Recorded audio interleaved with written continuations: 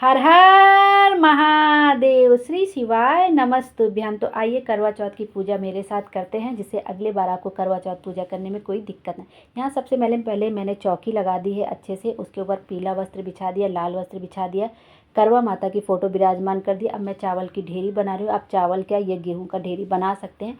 उसके ऊपर हम लोग कलश विराजमान करेंगे। वो कलश में मैंने जल पहले से ही भर के रख दिया है कि कोई दिक्कत ना हो। अब कलश उठा के उसके ऊपर रख देंगे और उसमें कलश में हमें ज़रूर कुछ चीज़। अब देखिए, इसके बाद मेरे शंकर भगवान, माता पार्वती के मेरे पास फ़ोटो तो मैंने वो विराजमान कर दिया। गणेश जी थे छोटे से, मैंने उनको विराजमान कर दिया। मैं कलश के चारों तरफ फूल से सजा रही हूँ, जिससे कलश बहुत सुंदर दिखे, पूजा का स्थान बहुत सुंदर दिखे। ज़रूरी नहीं कि आप कलश के चारों तरफ ऐसे फूल लगाइए ही।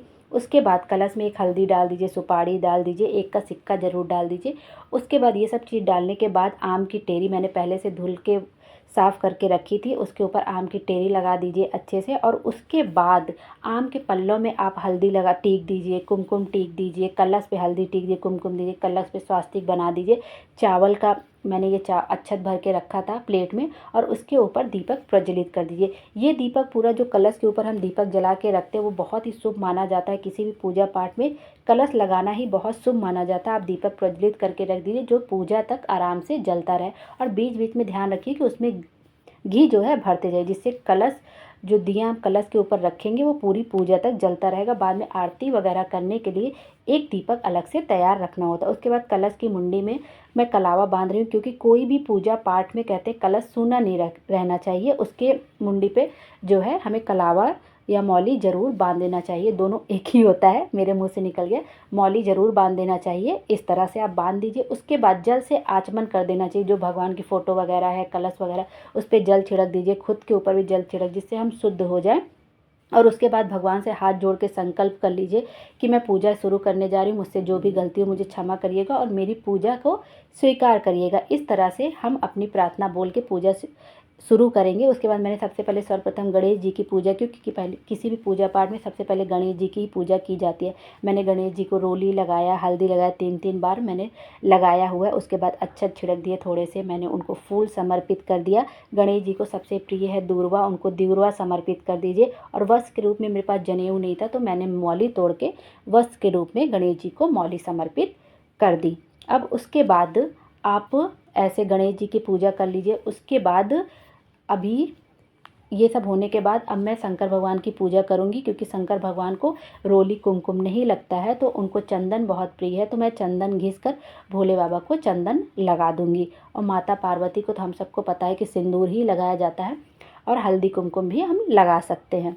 तो उसके बाद चंदन लगाने के बाद मैंने अक्षत छिड़क दिया, फूल समर्पित कर दिया, और वस्त्र के रूप में उनको जनेऊ नहीं था मेरे पास, तो मैंने उनको मौली समर्पित कर दी। इस तरह से मैंने भोले बाबा की भी पूजा कर ली, हाथ जोड़ लिया, अपने भूल चूक के लिए क्षमा मांग ली, क्योंकि हम उनके कभी पूरा ही नहीं कर सकते उनके बराबर का। जिस तरह से पूजा में किया जाता है, भूल चूक तो होती ही रहती है। और जब खुद पूजा करने बैठो तो कुछ ना कुछ तो गलती हो ही जाती। उसके बाद मैं करवा चौथ माता के लिए चुनरी लेके आई थी नई, तो मैंने करवा चौथ माता को चुनरी समर्पित कर दी। और उसके बाद फूलों की माला बनाई थी मैंने, करवा चौथ माता को फूलों की माला समर्पित कर दी। उसके बाद हल्दी कुमकुम से करवा चौथ माता की फ़ोटो में आप टीक दीजिए और अक्षत वगैरह छिड़क दीजिए, फूल चढ़ा दीजिए। इस तरह से करवा चौथ माता की पूजा कर लीजिए। सिंदूर वगैरह तो बाद में ही लिया जाता है। यहाँ पे मैं हल्दी कुमकुम वगैरह अच्छे से करवा चौथ माता को लगा दे रही हूँ। उसके बाद अब करवा माता को समर्पित करेंगे, करवा भरेंगे। तो इस करवा में मैंने जो मिट्टी का करवा, उसमें जल पहले से भर लिया था। अब मैं बहुत लोगों के 4 सीकी, बहुत लोगों के 7 सीकी लगाई। तो चौथ माता का है तो हर चीज़ 4 लगता है, तो मैं 4 सीकी लगा ली हूँ। और उसके ऊपर के जो मिट्टी वाले ढक्कन थे, उसमें मैंने चावल भर दिए, अक्षत भर दिए, और उसके ऊपर मीठा रख दिया। कोई भी करवा खाली नहीं रखा जाता, कुछ ना कुछ उसमें भरा रहता। और उसकी करवा की टोटी मैंने माता रानी की ओर कर दी, करवा माता की ओर सीकी लगा के। अब मैं दूसरा करवा पोंछ के उसमें भर रही हूँ। और हमारे यहाँ फलहार वाला मैं व्रत करती हूँ, तो इसलिए फलहार वाली सारी चीज़ें मैं इसमें भर रही हूँ। तो मैं इसमें ड्राई फ्रूट्स वगैरह भर दूँगी अच्छे से, काजू है, किशमिश है, केला है, मीठे के लिए प्रसाद है, वो सब भर देंगे। इस तरह से देखिए मैं करवा को पूरा फुल कर दे रही हूँ। और ये करवा मेरा फुल नहीं हुआ था, चिवड़ा वगैरह थे, तो मैं उसमें थोड़ा सा केला भी डाल दे रही हूँ, जिससे मेरा करवा पूरा भर जाए। क्योंकि करवा चौथ माता का व्रत है, तो कलश वगैरह पूरा भरा होना चाहिए। इस तरह से मैंने झाँक के देख रही मेरा करवा पूरा नहीं हुआ था, तो मैंने फिर से उसमें कुछ चीज़ें और भर दी, और मेरा करवा फाइनली पूरा भर गया। उसके ऊपर मैं अब एक प्लेट में अक्षत रख के और उसके ऊपर थोड़ा मीठा रख दूँगी। आप मीठा रख सकते हैं, बतासा रख सकते हैं, कुछ भी मीठा रखना बहुत अच्छा माना जाता है। करवा को हर करवा पूरा मीठा से ही भरा जाना चाहिए। तो देखिए मैंने उसके ऊपर मिठाई रख दी है। चावल अक्षत रखने के बाद उसमें मैंने 2-2 पीस करवे में जितना आ सकता था मैंने उसमें मीठा रख दिया अच्छे से, क्योंकि मीठा रखना बहुत ही शुभ माना जाता है। इस तरह से करवा मेरा भर गया है। मैंने हाथ जोड़ के गलती मान ली हो, क्योंकि भरते समय बहुत ताक झाँक कर रही थी। तो इस तरह से कर लीजिए। उसके बाद धूप बत्ती जला लीजिए। आप थोड़ी देर माता को धूप दिखा दीजिए। जो भी फूल वगैरह चढ़ाना है फूल चढ़ा लीजिए। अपनी गलती के लिए क्षमा मांग लीजिए। यहाँ पे देखिए मेरी धूप बत्ती जल नहीं रही है अच्छे से, लेकिन फिर भी अभी थोड़ी देर में जल ही जाएगी किसी न किसी तरह। तो धूप बत्ती अच्छे से जला लीजिए। आप लोग के साथ भी ऐसा होता है क्या? कोई चीज़ जलाना चाहिए तो जल्दी जलती नहीं, फिर आचमन दे दीजिए जल से। और उसके बाद धूप दिखाने के बाद मेरी सीकी गिरी जा रही थी तो मैं उसको भी उठा लेती हूँ। और धूप अच्छे से दिखा दीजिए माता रानी को। और मैंने धूप बत्ती को लगा दिया है। उसके बाद आरती हम लोग बाद में करेंगे।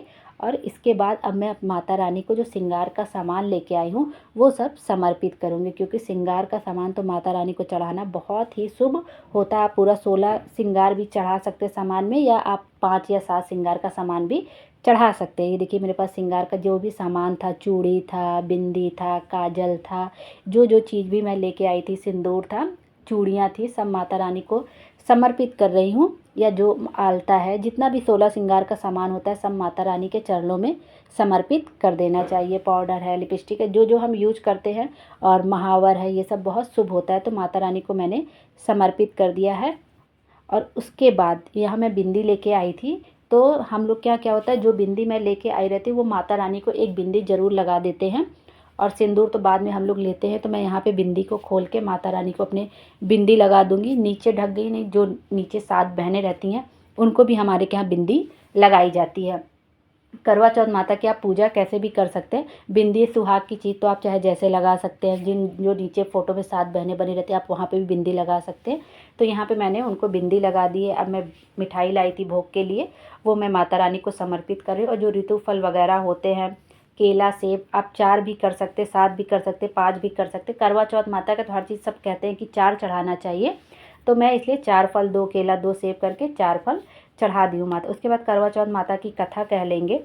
और इसमें बंडा भैया की कथा होती है, और बहन भाई की कथा इसमें है कि उन्होंने छलनी दिखा दिया था कि वो पहले ही भोजन कर ले, जिससे उनका व्रत खंडित हो गया। तो ये कथा मैं पढ़ रही हूँ, क्योंकि कथा पढ़ना तो सबसे ज़्यादा ज़रूरी होता है। यदि हम व्रत रख रहे हैं और किसी कारणवश पूजा नहीं कर पा रहे हैं तो कथा सुनने मात्र से ही हमारी पूरी करवा चौथ व्रत पूरा मान लिया जाता है। तो इस तरह से कथा पढ़ लेते हैं। उसके बाद हम आरती करेंगे। कथा तो पढ़ना बहुत ही ज़्यादा ज़रूरी होता है। कथा पढ़ने के बाद में अब आरती करते हैं। मैं आरती की तैयारी पहले ही कर ली हूँ। जब मेरी कथा समाप्त हो जाएगी तो, और हाँ, कथा सुनते समय आपको अपने हाथ में चावल के दाने और आपको फूल ज़रूर रख लेना चाहिए। नहीं हो सके तो आप गेहूँ वगैरह के दाने भी रख सकते हैं, जिससे कि आपको जब आपकी कथा समाप्त हो जाए तो वहाँ पे डालने के लिए। इस तरह से कथा समाप्त होने के बाद आप वो चीज़ माता रानी को समर्पित कर दीजिए। अब करवा बदल लेते हैं।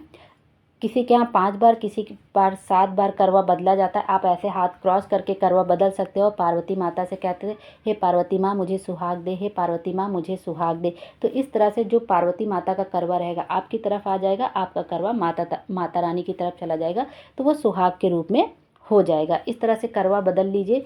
उसके बाद हमारे यहाँ अगियार किया जाता है घी गुड़ से। तो मैंने कंडी जला के सुलगा के रख दी थी और घी गुड़ से अगियार कर रही हूँ।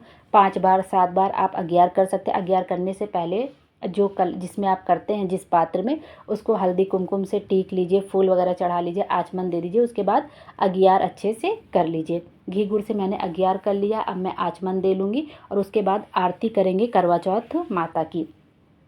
आरती कर लीजिए। पहले गणेश जी की आरती की मैंने, उसके बाद करवा चौथ माता की आरती की। उसके बाद सिंदूर ज़रूर चढ़ाना चाहिए माता रानी से। सुहाग कैसे लेना है, तो आरती करने के बाद सुहाग ज़रूर लें माता रानी से। इस तरह से डिब्बी खोल के, कभी भी डिब्बी का ढक्कन अलग नहीं रखना चाहिए। ऐसे पल्लू में आप ऐसे डिब्बी रख लीजिए और एक हाथ में सिंदूर की डिब्बी भी रखे रहिए और ढक्कन भी रखे रहिए। आपके पास सिंदूरा हो तो आप इससे भी चढ़ा सकते हैं, या किसी डिब्बी से लगाते हैं जिसमें भी लेके लगाते हैं आप, उससे भी ऐसे कर दे। 5-7 बार सिंदूर ज़रूर लगाना चाहिए। उसके बाद अपने माथे में छुआ के 2 बार, उसके बाद जो पल्लू होता है उससे पकड़ के उनके सिंदूर से अपने मांग में ज़रूर सजाना चाहिए। इस तरह 5 या 7 बार, 5 बार या 3 बार भी सिंदूर कभी नहीं लेना चाहिए।